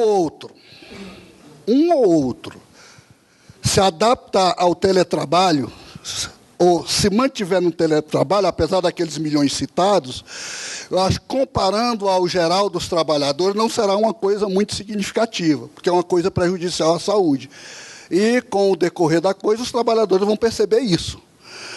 E quanto aos sindicatos, nossas entidades aí, centrais e tudo mais, confederações, eu acho que tem que se preparar, estudar, aprofundar, como o professor falou, e se preparar não para a introdução do teletrabalho, mas se preparar para combater a introdução do teletrabalho. Eu acredito que esse é o ideal, né? Porque você trabalhar em casa é como o Marx colocou lá, por exemplo, possibilidades. Possibilidade, na maioria das vezes, não vai ter aquela possibilidade concretizada. Aquilo que possivelmente viria para o bem, virá para o mal. Então, só para concluir, temos que estudar, sim, aprofundar sobre esse tema, mas para nada é 100%. Nada a categoria, nós não conseguimos nada 100%, mas conseguir que o mínimo possível de trabalhadores adiram a esse processo, assim como nós trabalhamos e conseguimos que o mínimo possível de trabalhadores aderissem àquele PDV. Eu nunca tinha ouvido falar nesse teletrabalho, e uma das primeiras vezes que eu ouvi foi lá com os nossos companheiros lá no IBAMA, quando as próprias pessoas presentes numa assembleia levantaram essa questão e diziam que cabia ao sindicato estar chamando, né, um debate, um encontro, enfim, uma mesa de discussão, porque era uma coisa absolutamente nova, né? Não tínhamos posição ainda sobre essa questão. Então, eu acho que quero parabenizar tanto o professor Mário como o nosso Max, né? Eu acho que, se isso for um bom começo, nós estamos começando muito bem, né? Mais uma razão para a gente tentar fazer a nossa discussão lá com a nossa confederação, porque a ideia é, inclusive, nacionalizar toda essa discussão, porque ela traz muitos problemas, né? O Joaquim, que me antecedeu aqui, eu acho que acertou na telha. Quer dizer, se essa é uma exigência do mercado, né, e as coisas estão absolutamente claras que o que eles querem é baratear custo, né, e intensificar a produtividade, nós temos que estar discutindo permanentemente isso, né, Joaquim? Porque nós não estamos aqui a fim de fazer e desenvolver nossas atividades para atender as necessidades de mercado, né?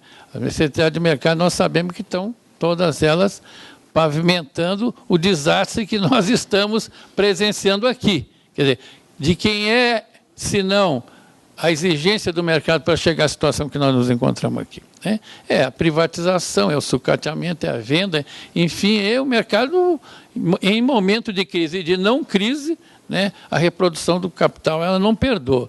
Aliás, eu gosto sempre de dizer o seguinte: o capital não perdoa nem seus próprios aliados.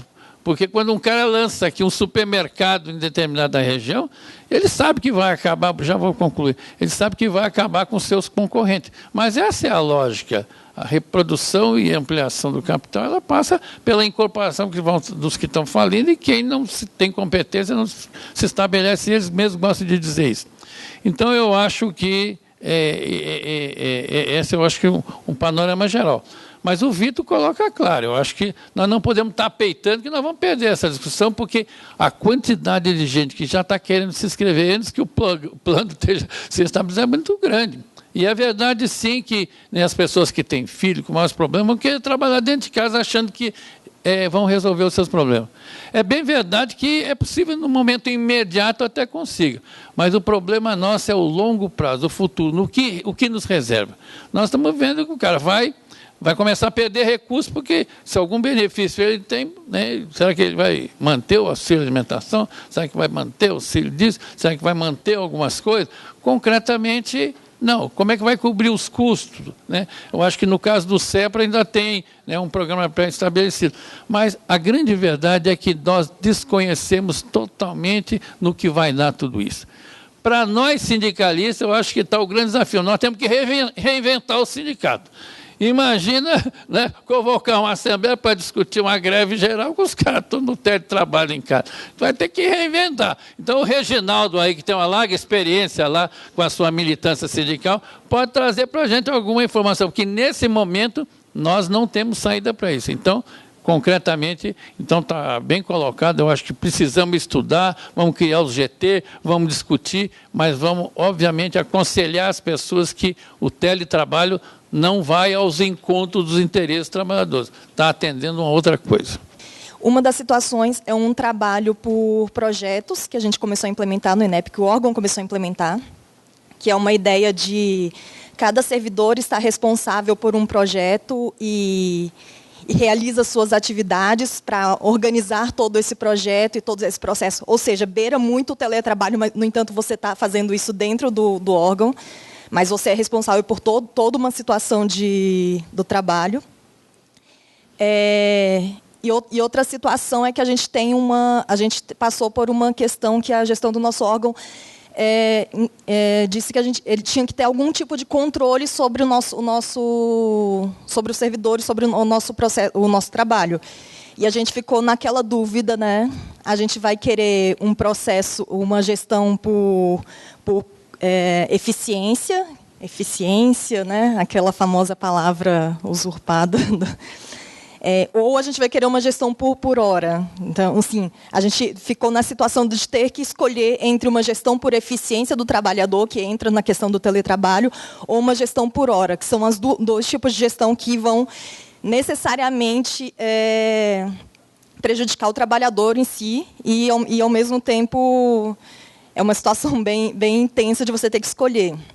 Sobre a questão do teletrabalho em si, eu considero que o tempo livre, a questão do tempo livre é uma questão que a gente já está, aliás, a gente já está, desde Marx, a gente sabe que o tempo livre é uma das demandas do trabalhador, sim, tempo livre para viver sua vida, para não ser usurpado da sua força de trabalho. Então, assim, o teletrabalho ele tem tentativa de usurpar da gente essa ideia de que você vai ter um tempo livre. E para as pessoas que estão no dia a dia do trabalho, essa ideia de ter tempo livre sim uma demanda, e é uma demanda muito real quando você pode usar a tecnologia para tentar trabalhar a hora que você quer no seu processo de trabalho. Então, assim, acho que negar essa ideia de você ter tempo livre não é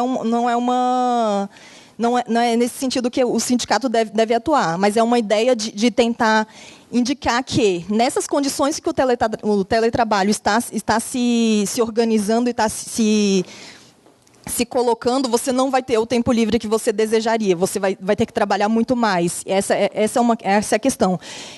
Para mim, não é uma simples negação da ideia de trabalhar em casa ou de fazer outras atividades. Porque isso, se a gente for conversar com a base, como lá no IBAMA, lá no INEP, quando a gente foi discutir essa questão de ponto ou trabalho por eficiência, quando alguém levantou a mão falando do teletrabalho, todo mundo falou, eu quero isso. Porque todo mundo quer ter um tempo para estar em casa e para fazer outras questões. Só que ninguém vai conseguir fazer isso num processo em que as cobranças são muito maiores, a cobrança por prazo é muito maior, a cobrança de tempo é muito maior, a cobrança que você não vai ter os meios disponíveis para poder trabalhar. Então, assim, isso confunde muito as pessoas em relação ao trabalho. Quem nunca se reuniu, só para colocar uma realidade que eu acho que todos aqui já devem ter vivenciado, quem nunca se reuniu num jantar e metade dos convivas ali estavam com a cabeça voltada para o celular e não ouviam que, eventualmente, um estava falando.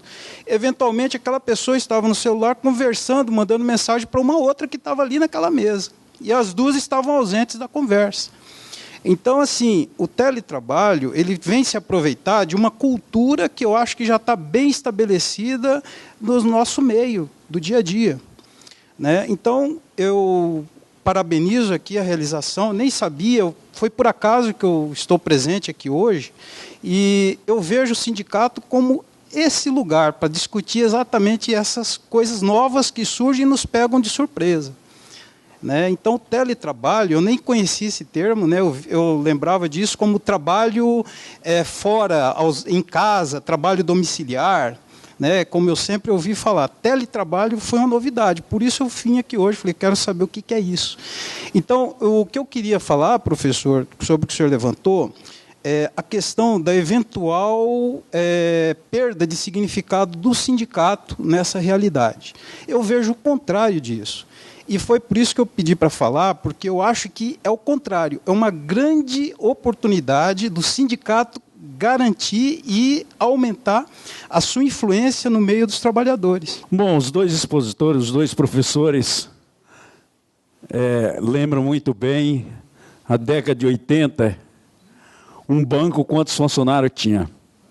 Você pegava a fila para tirar o saldo, a fila para tirar o extrato, a fila para fazer o saque, a fila para tudo.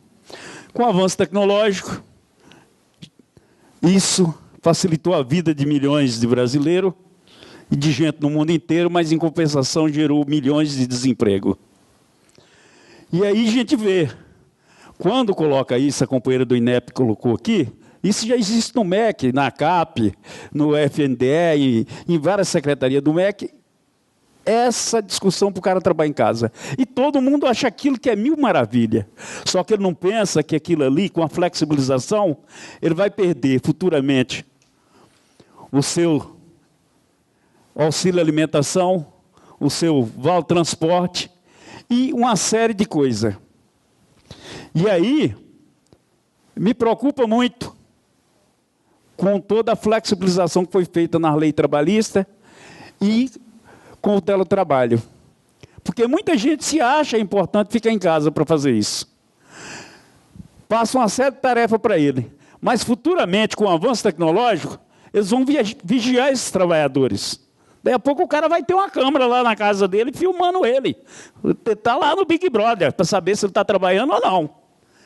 E aí, vai ter vários problemas. Eu acho que a proposta que o senhor colocou, do GT, inclusive as entidades, o Sindicep, a Condicef, toda a CUT, os grupos de trabalho, é muito importante, porque a gente tem que discutir isso e ver aonde atrapalha os servidores, os trabalhadores, e aquilo que é benefício para o Brasil, para a população em geral.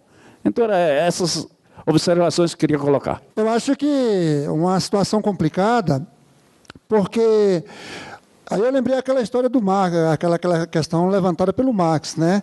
Que a história se repete duas vezes. A primeira como tragédia, a primeira como face e a última como tragédia, né? Veja, por exemplo, então nós estamos tentando aqui voltar do ponto de vista da produção coletiva, da produção da fábrica para o tiar. Né? Cada trabalhador individual. Isso vai dar certo? Eu estava pensando, aí eu já fui para o campo aqui das suposições. Digamos, por exemplo, 50 milhões de trabalhadores, né, porque começa nesse momento, já vamos pensar na próxima década, 100 milhões de trabalhadores, 200 milhões, no país de 200 milhões, 50 milhões de trabalhadores trabalhando em casa. Primeiro que ia se lascar seria o setor de transporte. Né? O setor de transporte. Então, quais os outros setores iriam ser atingidos por essa questão.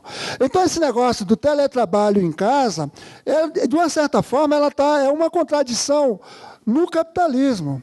Porque na medida que é um sistema que vive de criar necessidades, né, e ele sobrevive disso, então é o seguinte, ele estaria subtraindo uma série de necessidades, a necessidade do transporte, a necessidade das pessoas se locomover para queimar o combustível. Então é o seguinte, seriam muitas questões que teriam que ser discutidas e formalizadas nesse sentido, para, a partir daí, a gente formular um programa que sirva para a gente combater. Porque, no fundo, é tal a questão do contrato, se coloca no mesmo campo, o Marx colocou isso lá no início, né? A questão do campo individual do trabalho, né? do contrato individual do trabalho, tudo apresenta nessa perspectiva. Agora, vai dar certo?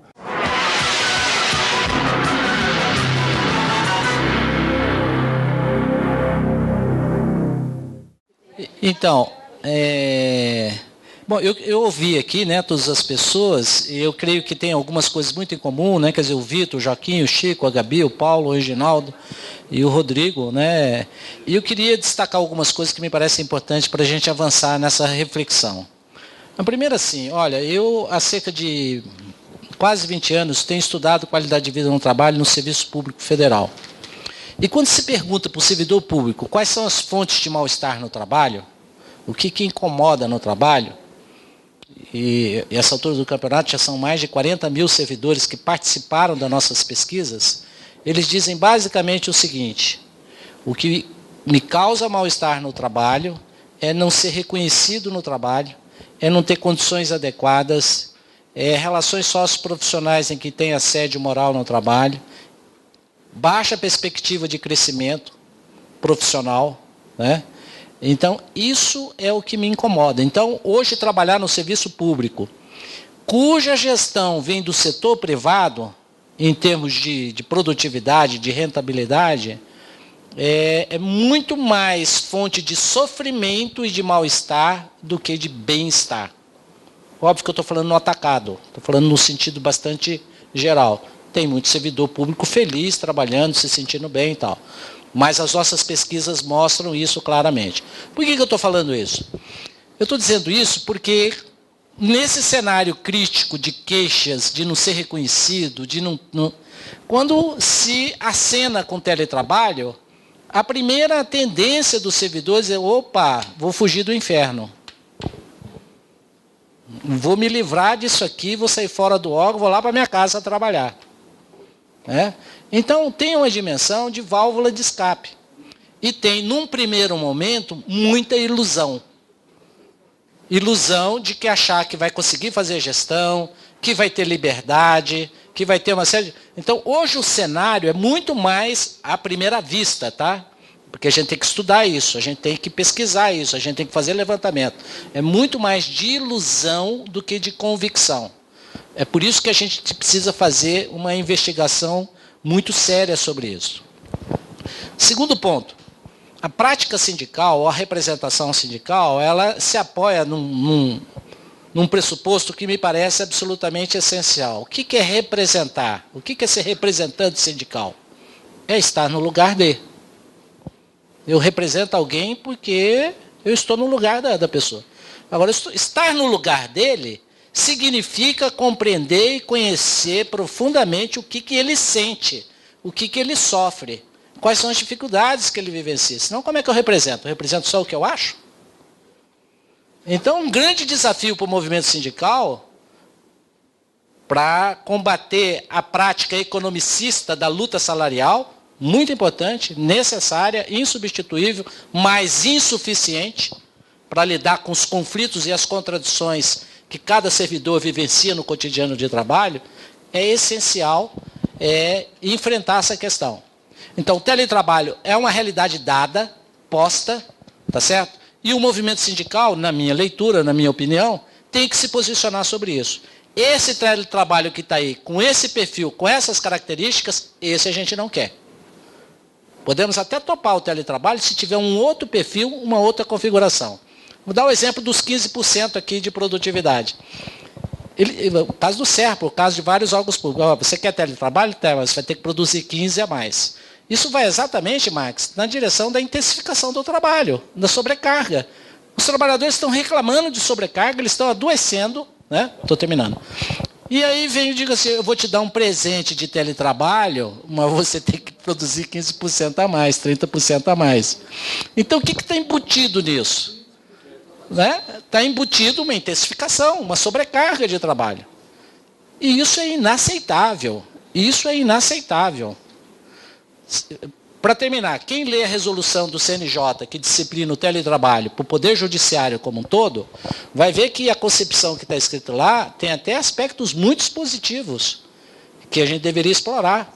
Eles dizem lá coisas do tipo, olha, o teletrabalho não é só para aumentar a presteza, a celeridade do serviço judicial, porque no Brasil a justiça é lenta. É porque também isso é bom para o servidor, vai aumentar a autoestima, né?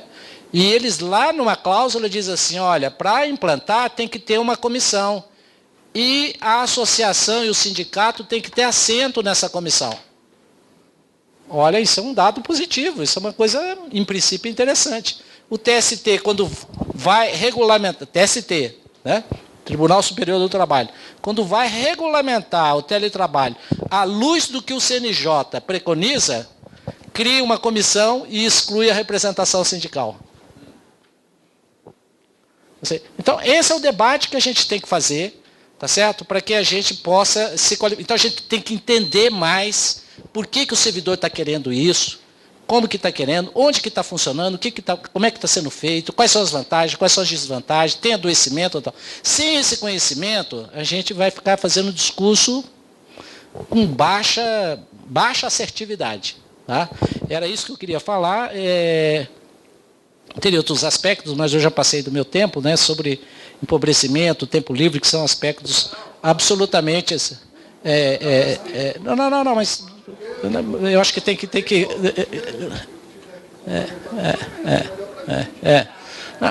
Não, apenas um ponto fundamental. Olha, o teletrabalho, assim, trabalhar é conviver. A gente cria vínculos, laços. Eu começo a gostar de você e você de mim, porque a gente está olhando um no olho do outro. A gente está conversando, a gente está trocando. É isso que cria vínculos. Quando você quebra esse vínculo presencial e você faz isso mediado por uma tecnologia, você empobrece as relações socioprofissionais. Que é o grande problema da geração nova e da nossa, que é o tal do smartphone. O que é o smartphone? É um computador. Ele é muito mais do que um telefone para falar. Ele paga a conta. Ele ouve música, ele faz 3.000 coisas. Eu estou fazendo pesquisa com meus alunos. Eles estão ficando, está virando uma geração de mudos. Eles não estão conseguindo falar, eles não conseguem se expressar. E isso vai na contramão da natureza humana. A gente tem que ter essa capacidade. Então, essa modalidade de teletrabalho a médio e longo prazo vai produzir impactos e consequências absolutamente nocivas e danosas para as relações humanas do trabalho. E que coloca, portanto, o movimento sindical como um desafio. Né? Então, tem muita ilusão nisso. Acho que a gente não deve ser contra o teletrabalho, mas qual teletrabalho? Para quem? Como? De que forma? Essas são as questões. Me somar aqui as indagações, questões e até dilemas que foram levantados, tanto pelo professor como em relação às perguntas e, ao mesmo tempo, falas que ocorreram, demonstrando a dificuldade que nós teremos, né? Primeiro, né? E a importância de você aprofundar no tema, né? Acho que me somo à fala do professor e de todos que comentaram a respeito da necessidade de nós estarmos aproveitando esse momento para estreitarmos cada vez mais a relação nossa, sindicato, né, com os servidores. Né? O movimento sindical, conforme foi apresentado ali, passa por um momento de grande fragilização. Né? Não é só por conta da reforma trabalhista, tem todo um contexto que também está inerente, né, à lógica, inclusive da produção, que tem afastado, né, o sindicato da discussão de grandes debates envolvendo grandes temas, inclusive do ponto de vista, né, desses aspectos relacionados ao modo de se produzir e os reflexos disso, né, nas relações de trabalho. Então, tudo isso tem demonstrado a necessidade de que as entidades sindicais também elas venham a ter esse caráter de aproximação, para que todos esses temas, a gente percebeu que o teletrabalho deu vazão a um debate ainda muito mais geral do que apenas, né, você lidar com uma realidade que está acontecendo no âmbito do setor público, que é a mudança do seu perfil. A gente sabe que esse perfil tem se modificado ao longo dos anos. Né? A gente tem percebido que o setor público ele está caracteristicamente formado por pessoas que estão muito relacionadas com esse aspecto da tecnologia, com esses aspectos que chamam mais a atenção deles o teletrabalho do que o ambiente de trabalho. Né? Mesmo levando em consideração todos os aspectos que acabam sendo negativos, né? Acaba pesando em função de uma série de elementos que foram levantados, inclusive pelo professor, né? E também alguns que eu acabei colocando ali também nas minhas apresentações, né, de esse aspecto social ser levado em consideração em um segundo, terceiro, quarto plano. Né? E as legislações permitindo que essas relações sejam cada vez mais individualizadas, né, fortalece o debate do home office chegar de tal forma que seja um refúgio, de tal maneira que seja, né, um elemento que seja um diferencial na vida dessas pessoas, sabendo-se que, né, tem uma série de consequências e até aspectos positivos que podem se transformar em aspectos negativos. Agora, essas ideias, no sentido de que nós venhamos a aprofundar essas temáticas, vai dar oportunidade que todos esses temas que foram tratados aqui, talvez chegue também aos servidores. A discussão do que está por trás, né, do sistema capitalista, da acumulação, das formas de produção que estão se modificando, estão chegando no setor público, as modificações, né, no âmbito da reforma trabalhista que estão chegando no setor público. Então, é um tema que, bem ou mal, chama os servidores públicos para outros debates que o sindicato pretende fazer com os servidores. Né? Todas essas questões levantadas acabam, né, dando essa possibilidade de que, ao nos aprofundarmos, nós possamos também estar levando, né, todos esses debates que a gente quer fazer com os servidores e eles efetivamente não querem desenvolvê-los. Né? Não quer discutir a mudança na lógica capitalista, não quer discutir a questão da emenda constitucional 95, mas a gente percebe que, né, um dos objetivos, do ponto de vista, né, que ficou bastante claro na fala do Joaquim, que é a chamada, né, minimização de custos e maximização dos lucros, que é inerente à lógica das empresas. Né? A gente sabe que o setor público não tem por objetivo a geração de lucro, né, mas, ao mesmo tempo, né, trabalha com a outra lógica que é a redução de custos. né, e a redução de custos, ela se dá, né, direto ou indiretamente pelo home office, mas diretamente, né, numa questão mais geral, que é a emenda constitucional 95, a gente não está conseguindo fazer esse debate de uma forma aprofundada com os servidores, que é um elemento, né, uma contextualização importante que também está presente dentro dessa realidade.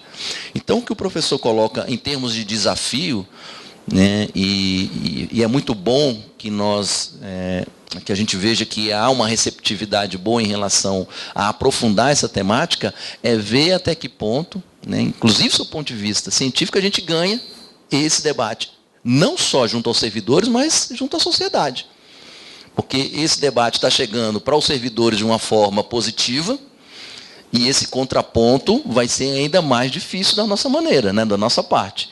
Então, o nível de aprofundamento vai ser necessário e vai ser fundamental para que nós consigamos, de fato, estabelecer quais os limites dentro dessa, né, dessa pretensa, né, home office que está acontecendo e de que maneira isso pode nos trazer, né, até mais rebatimentos do ponto de vista de fortalecimento da entidade sindical, né, que a gente tem percebido que tem se fragilizado bastante diante de tantos contextos. Então, eu vejo, né, essa temática como uma oportunidade também muito grande de intensificar as nossas ações, levar para a sociedade, né, esses debates como um todo, né, não limitando apenas ao home office, mas, né, de que maneira ela está inserida num contexto como um todo, e que o sindicato também está, né, disposto a discutir tudo isso.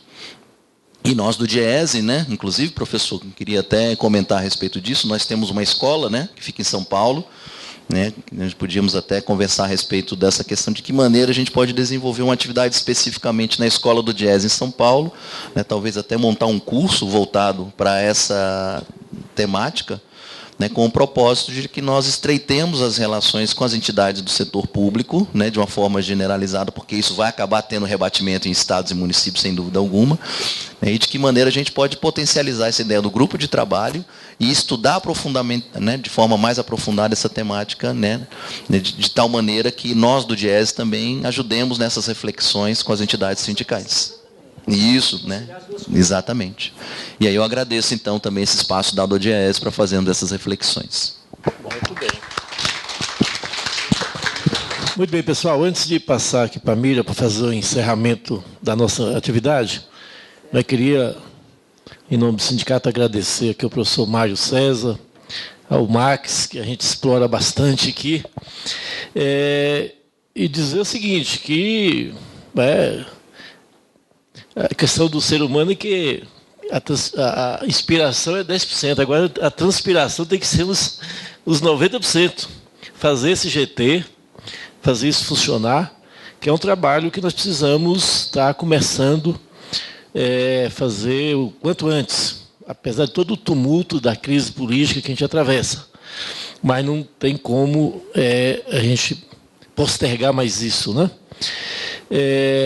Um aspecto que eu vejo assim, extremamente complicado nessa situação é que o próprio judiciário já implementou.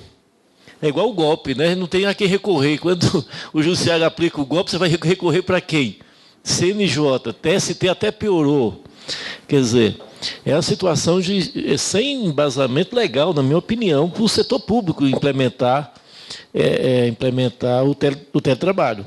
Mas é um desafio que a gente tem.